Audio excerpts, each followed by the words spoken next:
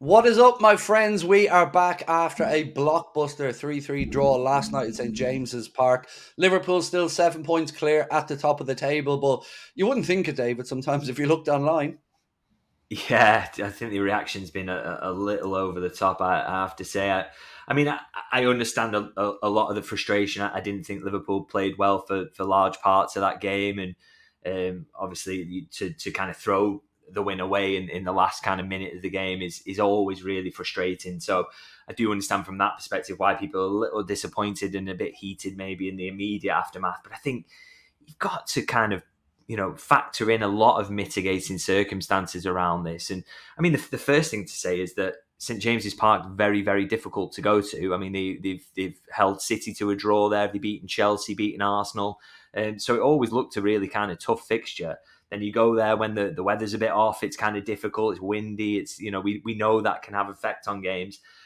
Obviously, Liverpool have had a crazy week there. That we've had to play Real Madrid and Man City and put an awful lot into those games. And yes, Newcastle had played at the weekend, but they'd had a free week prior to that. They'd also played on the Saturday versus Liverpool playing on the Sunday. So it's not really a massive surprise that they had a bit more energy about them. And still the amount of times that Liverpool kind of fought back and got themselves back into the game and almost got themselves in a position to win it, despite not playing that well. I thought you've got to kind of admire that. And as I say, no matter what order the goals come in, you still have to just kind of take that out of it sometimes and look at it as a kind of a place where a point isn't the worst result in the world, particularly when that point keeps you 7 points clear in the Premier League title race at this stage. Let's remind ourselves of that. And we also, it's so important to remember that Liverpool were always going to drop points at some point. They weren't going to win every game between now and the end of the season. And we don't get to pick which games that comes in, and we don't get to pick how exactly that plays out, whether that's conceding in the last minute or not.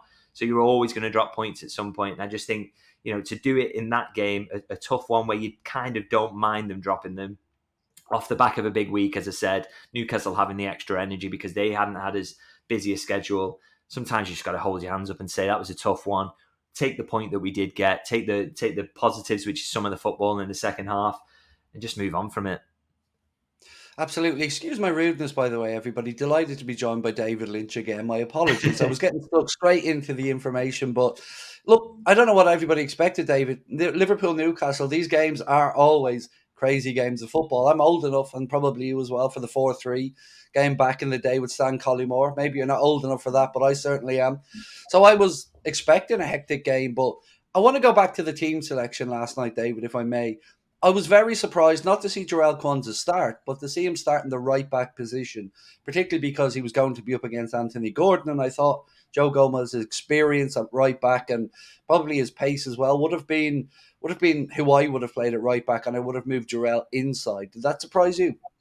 Yeah, I kind of got his thinking in that, and I think Slot is big on this. He kind of wants to keep that partnership going between Gomez and Virgil because obviously they're going to play a few games together now. They did really well against Man City, so kind of keep that going if you can, and you're not changing two positions at once when you bring Quansah in, which obviously he felt he had to do because Trent, they've got to look after him after that muscle injury. Do not want a recurrence of that. So we had a tough decision to make there, and I get the thinking behind it. But as you say, I kind of just don't think it worked very well. I mean, Joe Gomez much more kind of natural in that position in terms of what he does on the ball. I think Quansah, it kind of looked like, and you can play centre halves at right back, and a lot of teams often do. I mean, look at City and Arsenal; they frequently do it. But I think Quansah, he's not played an awful lot there, and he just looked uncomfortable with the passing angles because he's pretty good on the ball, but he's just not used to being in that position where basically you've got the touchline there almost as an extra defender. So you can only play inside really. And he never really looked comfortable with it. And it kind of killed Liverpool's attack on that right-hand side in the first half. I think he did kind of improve in that aspect in the second half. And I thought, defensively, I didn't feel like Quansah was getting completely ripped to shreds down that side. I thought Gomez probably had bigger issues of the two in terms of individual performance, but it was what Quansah was bringing a kind of imbalance to the side really for me. That was causing Liverpool big problems in possession. And that's why, you think when they progress the ball, usually they've got Trent there as an option. Sometimes McAllister drops in. Obviously, Gravenberch is usually the first one they want to bounce the ball off. But because they didn't have that right back option that they used to, and obviously Bradley's pretty good at bringing it up the pitch as well, it kept going into Gravenberg, and how many times did he get his pocket picked because Newcastle were just absolutely ready for it, and because Liverpool didn't have that many options to progress the ball, they just kept consistently falling into that trap. So that was, for me, was a bit of a knock-on effect of using Quansah out there. So yeah, I'd agree. I kind of get why he did it and why he tried it, but it didn't work, and I think was a big part of Liverpool's problems in that first half. I think another problem in the first half was, and I'm not going to speak about Andy Madley per se, but I do want to talk about just the sheer amount of yellow cards that we seem to be seeing in the Premier League this season. I was actually ironically reading a stat beforehand that said Andy Madley was only behind Paul Tierney for the lowest amount of yellow cards dished out. I think he was trying to make up for that last night because, again, not to get into any decision making, but just it felt like there was a lot of very soft yellow cards in that game last night when I don't think it was a particularly dirty game. Yeah, I think what's kind of interesting as well is that Liverpool got so many of the yellow cards in the game. Did they end up with 5 in the end? I think Newcastle get 2, and one of those Newcastle 2 is actually after the full-time whistle when Nick Pope's arguing with the ref. So, and they were the side who were more physical, were ratting about to win the ball. So you'd almost expect that yellow card count to be flipped. But I think that the tone was set when McAllister got that one really early on, which for me, it wasn't stopping a counter. It was really, really soft. And that kind of, it set him up really. He had to ref the rest of the game in that way. And even then, I think he was kind of quite lenient on Newcastle, and maybe the crowd was having a little bit of an effect on him. So that didn't help Liverpool really, I think. But they do kind of probably owe him one for not giving that penalty on Isak in the second half, to be honest, because the more I watch that back, the more I think that maybe Virgil just kind of tripped him up a little bit. And if he'd appealed more, maybe they would have got it. But yeah, I didn't think it was a great refereeing performance, I'll say that. So there was one incident last night that made me chuckle, and it was the incident with Virgil van Dijk and Anthony Gordon, where Virgil kind of shouldered him, and a big furore was made about it. But I don't know how I got lucky on this, but I called it in the first 2 minutes of the game. Anthony Gordon had left some on 2 of our players in the opening few minutes in the exact same way, and our boys just got up and got on with it.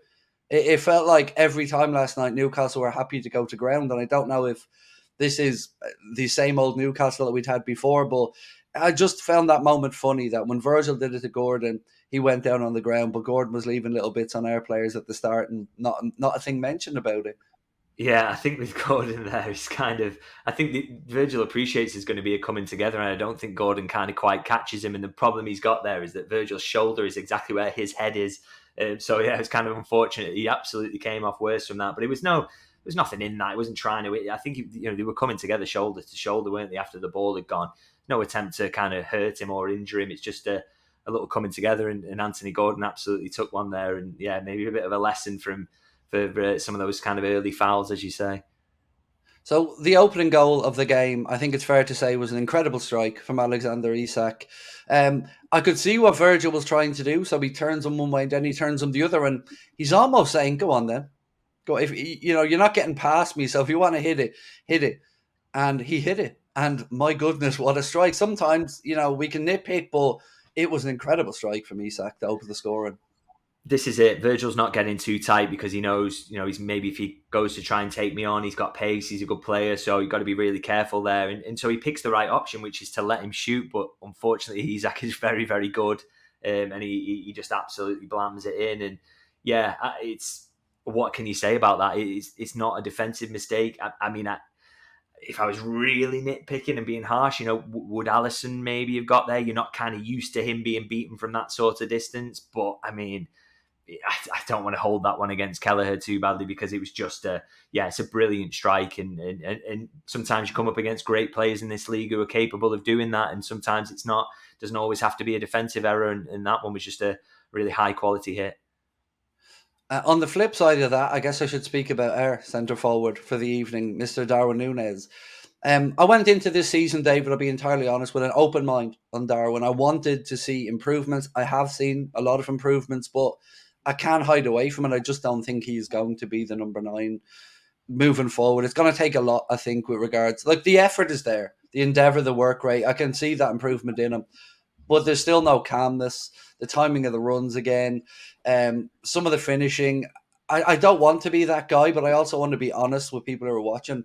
I think he's got a long, long way to go to convince the club that he's going to be that guy moving forward. Yeah, I think we know now that it's not going to happen for him at Liverpool. He just isn't of the level, and that's no kind of slight on him really in terms of you think he's an excellent footballer who can play at a very very high level. But this is a Liverpool who want someone who is Firmino level, who's Salah level, who's Sadio Mane level. They don't really want to be carrying someone who's below that. So, and I just think he is quite clearly below that. I just don't think he's ever of the level where he's going to consistently produce for a side that's got these sorts of expectations. And I think that's not a huge problem in terms of this season. I think you get Jota back, Chiesa can play in that central role. We've seen Diaz there as well. Liverpool have got options there, and Nunez can still pick up minutes. He can still get the odd goal. He can contribute, and he's contributed massively, by the way, not in terms of finishing and goal scoring, but in terms of his work rate and build up play in this recent run where they've won a lot of games. So, not saying he's totally useless or anything like that. But I think it's going to get to the end of the season, and it's clear, like I say, I don't think there's more development to come from him in this system. I think what they're trying to do with him at the moment is kind of mitigate his weaknesses and maybe show some of his strengths. And if they can do that for him as a backup striker, he can still contribute massively positively to this season. But I think that game yesterday kind of encapsulated that all those bad habits, they're really struggling to kind of get rid of those. And maybe that's a job that's beyond any coach. And the best thing probably really is we get to the end of the season and he finds another club where he's more suited to his style of play for starters, because I think he can do more elsewhere, but also is more of his level in terms of expectations, because I just don't think he's going to be good enough to be that Liverpool number 9. But he can play a big role in them winning trophies this season, and I hope he can do that. I guess to go to the other end of the redemption arc, it was an incredible goal from Curtis Jones last night to level things up. I love a late run like that from the edge of the box, by the way. Great vision from Mo. And again, another good performance from Curtis, but that was not an easy finish, David. That was a great goal. Yeah, it takes it really well, because it's a nice pass that Mo finds in that moment, but it really does take some finishing, particularly as he's running onto it at that pace. Really not an easy one. He takes it well, and I think that's one of the things we want to see a bit more end product from Curtis, don't we? We've spoken about that before, those late arriving runs in the box. He used to do that so much at academy level. So yeah, that'd be really good for him to get that. And it was in a big moment in the game as well. Didn't think Liverpool were playing much better up to that point, but that really kind of turned things for them. So yeah, really, really good finish, and a decent assist as well from Mo Salah, who I'm sure we're going to talk about as well. Well, Connor actually sent me a stat last night that I haven't had a chance to fully verify yet, but it sounds close enough. And it's that Mohamed Salah has contributed an astonishing 75% to our goal tally in the Premier League this season via a goal or an assist, which is, I mean, it's getting to the point now, David, where anything other than a contract extension, I think we're all going to be in tears. Yeah, absolutely. I mean, this is it. It's not even about what he's going to be in the long term and the risk around that. It's about how do you replace this guy for next season? I can't see a world where Liverpool get anyone who is as good as this. No matter what the numbers are and what that looks like, I can't see Liverpool having as good a season next season if this guy is not around, because he's just absolutely crucial. And I think you've got to kind of give credit as well, by the way, to Arne Slot, who seems to be have found a way to get even more out of him. I mean, a huge credit to play. He's a freak of nature, world class in everything he does. But I also think he's Slot is putting him in a position where he can do even more, which it didn't feel conceivable given how good he was under Jurgen Klopp. But he's showing even more now, and yeah, you're just convinced that if he was to stay for next season, he'd be Liverpool's top scorer, probably top scorer of the season after that as well. So can Liverpool just make the numbers add up? Can they make it right? I really hope so, because the level he's playing at. I mean, he's top scorer in the Premier League now, and with 13 goals, so he scored more than Haaland, and he's also got 8 assists. And Haaland's got 1 assist with his 12 goals, and that just shows you he's just this multi-threat. Probably at the moment the best player in the world, which is he's just playing at a ridiculous level. And if he keeps this up for the rest of the season, I just don't see how anyone can stop Liverpool winning the league with the advantage they've got. And a player of that quality and the team and the quality you've got elsewhere, that's good enough to win the league, surely. So there was another interesting stat around Mo that I'd seen, which is physically his output has dropped off a small bit from under Jurgen with Arne, but his actual contribution in terms of goals, assists and stuff has increased under Arne Slot. So maybe Arne's just somehow, David, found a way to make him even more efficient. Yeah, I wonder if it's kind of he is being asked to do a little bit less covering of his right back, and maybe more of that cover is coming from the right hand side of the central midfield, and they're getting out there to just, that's why we're seeing a little bit of a drop off in his defensive numbers, and I'm absolutely comfortable with that. By the way, if he's offering what he is at the top end of the pitch, which is completely unrivaled in world football at the moment, and that's it, and his attacking numbers are going through the roof. So clearly Liverpool are just getting him in position time and time again. And I think, we can kind of see that actually from how the centre forward, whether that's Jota or Nunez, is generally taking fewer shots as well. It's almost going back to that kind of Firmino-esque role where they drop out of the space and leave it to Mo Salah or the winger on the other side. So maybe that's kind of how they're approaching it. But whatever they're doing, it's absolutely working, and he's flying at the moment, and long may it continue. So I want to come on to talk about the equaliser, the late equaliser in a moment. But before I do, I want to tell you, David, what I took from that game last night, because I think sometimes the way draws come about can inflict fear on us if we drew 3-3, or it can make us ecstatic if we get the late equaliser. So what I took from last night's game was that we weren't at it from the start. We were at a difficult location away at St. James's Park. We went behind and we found ways to fight back in and showed our class and showed and underlined our credentials. That's what I want to take from last night. That Salah grabbed the game by the scruff of the neck when he needed to. When we needed to become more attacking, we did. And we found a way. And look, it's a human error that cost us 3 points, and we'll talk about that in a moment. But I was blown away by the response yet again last night, and the heart and character showed by the team. So that's what I want to take from last night's game.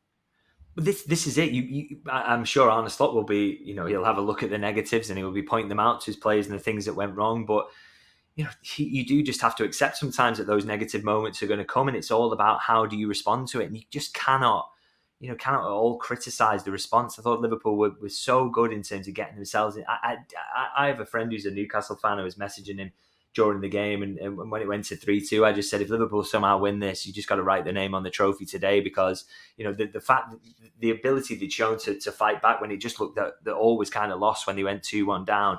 It's just phenomenal, and they would have won that game but for, as you say, just one individual error at the end, and that they'd even got themselves in that position is ridiculous. And they're not going to play like this every week. We've seen enough evidence now to know that. We know that the performances overall have been generally convincing. So if you are going to perform like this, you've got to come away with something. And it was very nearly 3 points. In the end, it's a point, but that's a point more than Arsenal got at this very same ground. So, you take what you can. And when you at the end of the day, you have a 9-point cushion so that you can afford to drop points sometimes. And Liverpool have dropped points. It's eventually happened after a long winning run. And it's been drop points in a tough fixture. And yeah, I think there's too many positives there to ignore, and I get why people are disappointed, but they shouldn't be too disappointed, and they shouldn't be fearing that this 7-point lead that they've got now is suddenly going to evaporate. What we will see is sometimes it will shrink, sometimes it will grow. I don't think Arsenal will win every game between now and the end of the season either, not least because they've got to come to Anfield. So you've got to kind of be comfortable with that sometimes and accept the Premier League is very, very hard to win. So, that's why it's worth doing. And you're going to have tough moments. And Liverpool showed a lot of spirit and a lot of fight in a tough moment yesterday. So the equalising goal at the very end, obviously Kelleher comes out, obviously tries to just fake it, move his hands away, hope it goes behind for a corner. But little did he know, Shar was going to be there. And I still don't know how he got the ball in the net, to be honest with you. But I mean, I bet you Kelleher just wanted the ground to open up and swallow him up at that point. I've been there as a former goalkeeper, made those mistakes, and it's a very lonely place. When you make a mistake, it generally costs you a goal. A striker can miss 2 or 3 and redeem themselves with a goal, but there was no redeeming in that moment last night. And I just want to remind everyone that, yeah, he made a mistake. Keepers make mistakes, but he's earned the right to make that mistake in my eyes. Yeah, you just feel for him in that situation. I mean, he did a similar thing, didn't he, against Aston Villa, and didn't get punished for it that time. And the fact he got punished for this one, as you say, almost freakish, really, because how he finishes that, I will never know. It's absolutely unbelievable finish from that angle, to be honest. And just an unfortunate moment.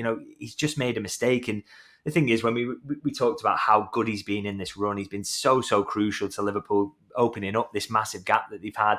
One-on-one saves in key moments, penalty save from Kylian Mbappe. He saves a one-on-one from Kevin De Bruyne that might have got City back in that game last weekend. So, he's had a lot of big moments during this run, and it's just unfortunate he kind of makes that mistake at a time in the match where Liverpool don't have time to turn it around and go and win it. But, look, it's even one of those, I was going to say kind of, look, it shows you why kind of Alisson's going to come back in, but he himself has made the odd mistake for Liverpool. He's not completely flawless because nobody is. It's just one of those. It happens in football, and as I say, it's happened in that game. They dropped points. That again maybe shows people that the fight that Liverpool showed to get themselves in a position where only an individual error has undermined them from getting a win just shows how good this team is really. And I no matter how long Kelleher is in goal now for the next few weeks, or whether Alisson comes back straight in for the derby, we're not quite sure where he's up to. The fact is he's been unbelievable and has contributed as much as anyone really to Liverpool being in this position. So wouldn't like to see him get criticised too harshly for that one. It is important we go now and get to 3 points of Goodison on Saturday. That's pivotal now, because anything other than 3 points in the media, opposition fans, everybody is going to be piling on about a blip. So I wanted to just go to some reporting from The Athletic around Virgil van Dijk having received an initial contract offer that I'm being very careful with my words here, not to put words in anybody's mouth, but fell a little bit short in both numerical terms and length than he would have ideally wanted. Do we know much about this, or do we expect that this will be worked out and that they will find a way to get past this initial impasse? Yeah, I think the fact that they've got to the point where an offer was made shows that they're probably not a million miles away and that this one can be resolved. As I always said with Virgil, his desire to stay is a key factor here. And I think the fact that Liverpool have made him the offer shows that they themselves are very keen to keep hold of him as well. This isn't a case of, he's got to this age and now we don't want him anywhere near it. We're willing to let him go. So, yeah, this is all part of the dance, really, isn't it? And I think, that one is further along in the process, maybe not surprising because I think it's the most straightforward of the three. But, Liverpool are getting there. And, it's one of those where you don't kind of love seeing every detail of this being played out. But, yeah, I think people should take encouragement from it that Liverpool are moving forward and, we are closer now to an agreement than we were a few weeks ago. On Trent, I don't want to get into the contract specifics. I just want to focus on one aspect, if I might. Do we know that if Trent has communicated to the club yet whether he wants to stay? Now, not details of contract, that gets worked out. But for me, that's what I want right now. I just want that acknowledgement, because with Mo and Virgil, I think we can take it for granted. They've said they want to stay, figure it out.